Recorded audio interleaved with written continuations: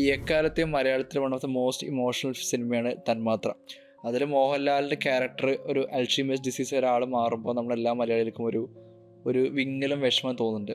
ശരിക്കും ഇങ്ങനത്തെ മറവി രോഗങ്ങൾ വരാതിരിക്കാൻ നമുക്ക് എന്തൊക്കെ ചെയ്യാൻ പറ്റും? It's A very very important and very nice question. മനസ്സിലാക്കുക, നമ്മൾ പലതരം റിസ്ക് ഫാക്ടേഴ്സ് ഉണ്ടാവും. ഇന്നത്തെ യങ് ജനറേഷൻ ആണെങ്കിൽ ധാരാളം വെയിറ്റ് കൂടുന്നുണ്ട്, ഫുഡിലൊരു കൺട്രോൾ ഇല്ല, high blood pressure, sugar, cholesterol, smoking, alcohol, drugs. ഇതാണ് നമ്മുടെ മറവി രോഗം ഉണ്ടാക്കുന്ന പ്രധാനപ്പെട്ട വില്ലൻ.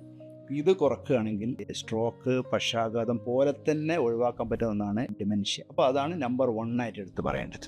നമ്പർ 2 ആയിട്ട് പറയുകയാണെങ്കിൽ പല കറക്റ്റായിട്ട് ഉറക്കം ഉണ്ടാവുക, കറക്റ്റായിട്ട് എക്സസൈസ്, അതും നിർബന്ധമായിട്ട് നമ്മൾ കണ്ടിന്യൂ ചെയ്യും. ഇല്ലെങ്കിൽ ഇതുപോലത്തെ അസുഖങ്ങളും ആ അസുഖത്തിൻ്റെ ഭാഗമായിട്ടുള്ള പല അവസ്ഥ വിശേഷങ്ങളുണ്ടാവും. പിന്നെ പല ഹോർമോൺസിൻ്റെ കുറവുണ്ടാവും. ഒരാൾക്ക് തൈറോയിഡിൻ്റെ കുറവ് അതുണ്ടോ എന്ന് നോക്കുക. ചില വൈറ്റമിൻസിൻ്റെ കുറവ്, vitamin B1, B6, B12, niacin, folic acid, ഇങ്ങനത്തെ വൈറ്റമിൻ്റെ കുറവുകൊണ്ടും വരാം. അതുപോലത്തെ വേറെ ഒന്നാണ് നമ്മൾ മൈക്രോ ന്യൂട്രിയൻസിൻ്റെ ഒക്കെ കുറവുകൊണ്ടും വരാം.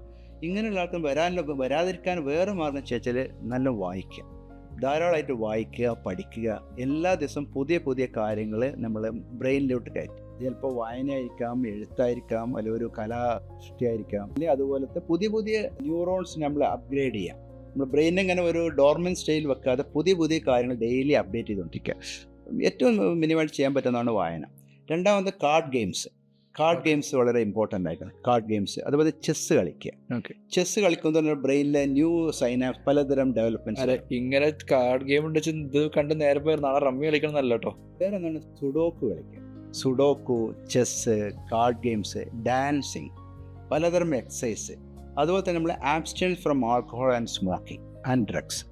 പിന്നെ നമുക്കുണ്ടാകുന്ന ഷുഗർ, പ്രഷർ, കൊളസ്ട്രോൾ നിർബന്ധമായിട്ടും നോർമലൈസ് ചെയ്യുക. നമുക്ക് എന്തൊക്കെ റിസ്ക് നമുക്കുണ്ടോ അത് കുറയ്ക്കുക, ഈ കാര്യങ്ങൾ ചെയ്യുക.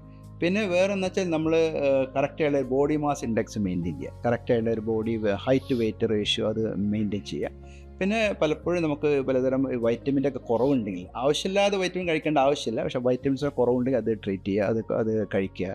കറക്റ്റായുള്ള ബാലൻസ്ഡ് ന്യൂട്രീഷൻ അത് ചെയ്യുക. പിന്നെ അതുപോലെ തന്നെ വിറ്റമിൻ D കുറവുണ്ടെങ്കിൽ അത് ചെയ്യുക, അത് കൊടുക്കുക. ഇതൊക്കെ ചെയ്യുകയാണെങ്കിൽ നമുക്ക് അൽഷിമേഴ്സ് അതുപോലത്തെ ഡിമെൻഷ്യ കുറേ എങ്കിലും നമുക്ക് പ്രതിരോധിക്കാൻ പറ്റും.